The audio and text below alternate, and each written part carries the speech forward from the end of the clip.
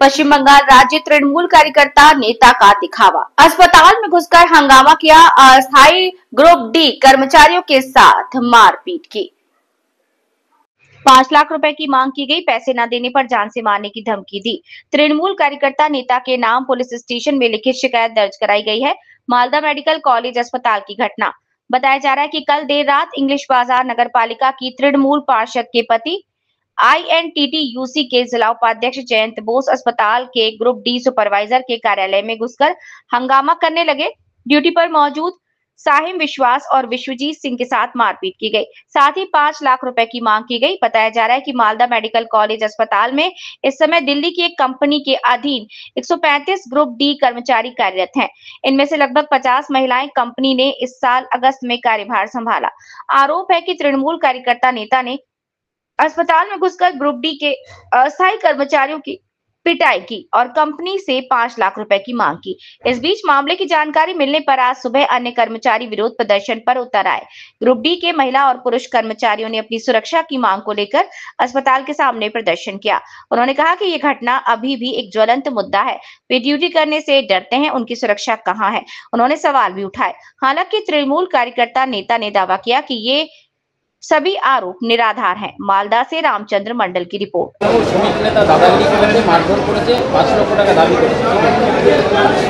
এটা মিথ্যা কথা, এ ধরনের ঘটনা না। ও নিজেই স্টাফ আছে শুনেছি, গেছে যারা কাজ করবে না, না কাজ করে বেতন তোলার চেষ্টা করছে, হয়তো তাদেরকে বলেছে যে কাজ হচ্ছে না, এটাই যাতে আগামী দিনে যাতে মানে ওর ইটা না আসে জন্য এটা বলছে। সত্যি আমরা খুব মানে টিএমসি নেতা মাননীয় মুখ্যমন্ত্রী খুবই ভালো মানুষ, কিন্তু ওনার যে সমস্ত যে লোকজন আছে তারা কেউ ভালো নয়। আজকে হাসপাতালে আরজি করে এত বড় ঘটনা ঘটার পরে সেই ঘটনার পরিপ্রেক্ষিতে প্রত্যেকটা হাসপাতালে আমরা নিরাপত্তা পাচ্ছি না। আমরা এই যে গ্রুপ ডিরা ডিউটি করছি, রাত্রে ব্লাড দিতে যাচ্ছি, রাত্রে আউটডোরটা ফাঁকা থাকে ওই জায়গাটা। আজকে যদি কেউ আমাদের আজকে যে ঘটনাটা ঘটলো, দ্বিতীয়ত আরেকজনের ঘটনাটা ঘটতে পারে, তাহলে এই বিষয়ে যদি আমরা নিরাপত্তা না পাই তাহলে আমরা কিন্তু বৃহত্তম আন্দোলনে যেতে বাধ্য হব। ঘটনা আমরা শুনতে পেলাম সকালবেলা, যাই হোক আমার নাইট ডিউটি ছিল, আমি সেদিন ছিলাম না, কিন্তু পরের দিন আমি নাইটে এসে শুনলাম যে এরকম আমাদের সুপারভাইজারকে মারধর করা হয়েছে এবং থ্রেট করা হয়েছে। জয়ন্ত বোস, ওটা তৃণমূলেরই একজন কেউ হবে, উনি নিজেই পরিচয় দিয়েছেন আমি তৃণমূলের কাউন্সিল। হ্যাঁ, আমরা হাজবেন্ড থানায় জানিয়েছি, হ্যাঁ আমরা কর্তৃপক্ষকেও জানানো হয়েছে, সবাইকে আমরা জানিয়েছি। তো এরপরে যদি আমাদের এইরকম নিরাপত্তা আমরা না পাই তাহলে কিন্তু আমরা বৃহত্তম আন্দোলন যাবো এবং হাসপাতাল একদম পুরো স্ট্রাইক করে দেবো।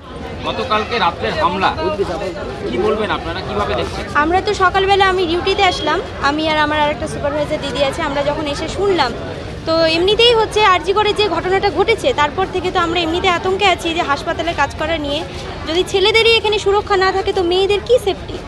মেয়েদের কোনো সেফটি নেই। তো একজন তৃণমূলের লোক এসে নাকি এরকম করেছে মদ্যপ অবস্থায় রাত্রেবেলা, তো কোনো সিকিউরিটি নেই, কোনো কিছু নেই। যাই হোক, হ্যাঁ একদম আতঙ্কে আছি। জয়ন্ত বোস নাকি শুনছি টিএমসির একজন নেতা, কাউন্সিলর নাকি। কাজ করা তো একদম অসম্ভব হয়ে যাচ্ছে। যদি আমাদের সেফটি ঠিকমতো না দেয় তো আমাদেরকে হাসপাতালে হয়তো স্ট্রাইকও করতে হতে পারে। নন্দিতা পাল।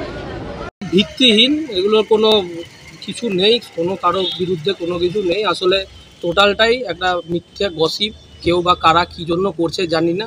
তবে বেশ কিছুদিন ধরেই আমাদের মালদা মেডিকেল কলেজে অস্থায়ী ক্যাজুয়াল কর্মীদের নিয়ে একটা সমস্যা চলছে। বিভিন্ন বাইরের কোম্পানিরা আসছে, বিভিন্নভাবে নিয়োগ হচ্ছে, সেইগুলো নিয়ে আমাদের কাছে লিখিত কমপ্লেন জমা পড়েছে।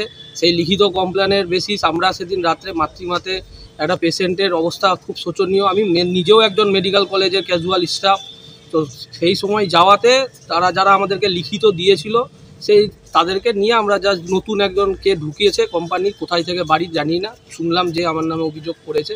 তাকে বলা হয়েছিল যে তাদের অথরিটিকে জানাতে যে তারা কিভাবে নিয়োগ হলো, আর কিছু জনকে 10-15 বছর কাজ করে বসিয়ে দেওয়া হয়েছে, তাদের বিরুদ্ধে কি অভিযোগ, কেন বসানো হয়েছে এগুলো জানার জন্য ডাকা হয়েছিল, যেহেতু সেই সময় ছিলাম দাঁড়িয়ে।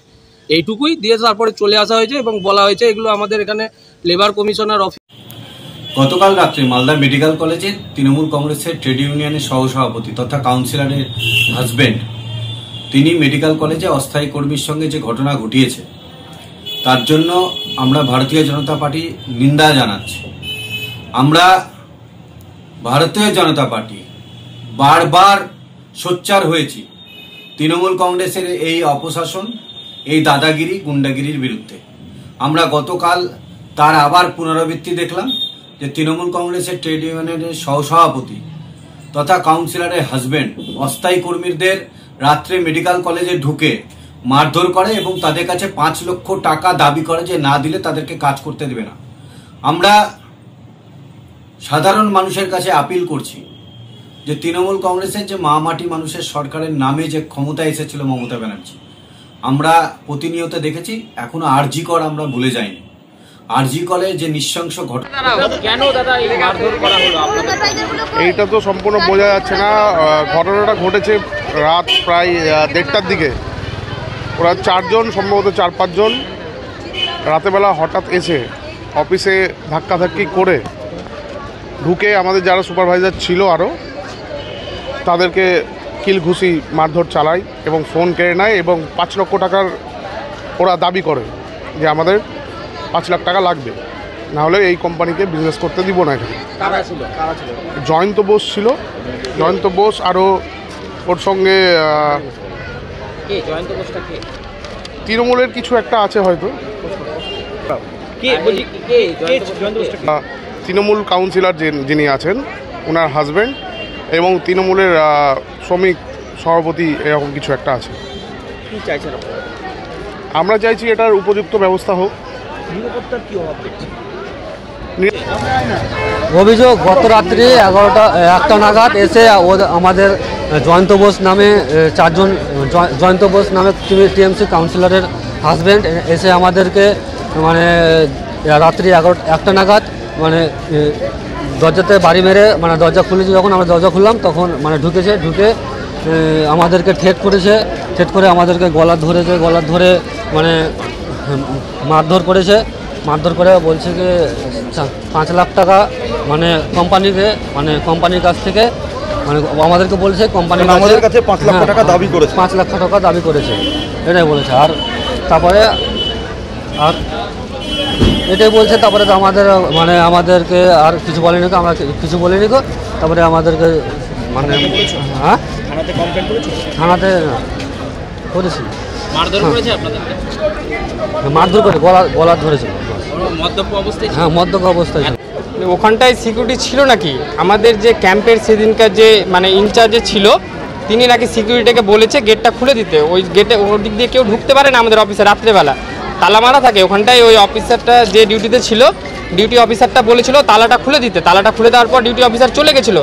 দিয়ে তারপরে ওরা মদ্যপান করে অবস্থায় আমাদের অফিসে গেছিলো, যে আমাদের দুটাই মানে একটা সুপারভাইজার একটা স্টাফ অফিসে ঘুমিয়েছিল।